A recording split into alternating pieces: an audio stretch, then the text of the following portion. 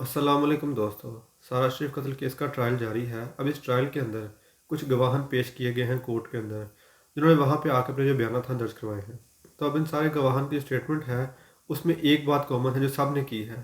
उन्होंने बताया कि जो सारा शरीफ की मदर है बिनिश बतूल, वो शाउट किया करती थी, जबकि उसी के साथ जो बच्ची है उसको रोने की आवाज़ आती थी, उसके चीखने की आवाज़ें आती थी और ऐसे महसूस होता था जैसे किसी को मार रही हो। तो इसी के साथ एक दो गवाह ने ये बताया कि एक दफ़ा जो बच्ची की वालदा है उसे ये पूछा गया कि बच्ची स्कार्फ क्यों पहनती है, जबकि आप लोग तो पहनते नहीं हो। तो जिसके जवाब में ब्रीच बतूल ने रूड बिहेव करते हुए ये बात कही, जो बच्ची है वो मज़हब में इंटरेस्टेड है, इसलिए वो मज़हब को फॉलो करना चाहती है, इसलिए स्कार्फ पहनती है। तो जिसके बारे जो नेबर्स हैं उन्होंने ये बात कही कि बच्ची के अलावा घर में कोई स्कार्फ नहीं पहनता था, ना इनकी बहनें पहनती थी ना ही माँ पहनती थी। तो अब अगली बात जो कोर्ट में गवाह ने बताई, उन्होंने ये कहा जो इरफान शरीफ की बच्ची का बाप है वो घर से बाहर रहा करता था, क्योंकि वो टेक्सटाइल आया करता था, इसलिए वो घर से बाहर रहता ज़्यादातर।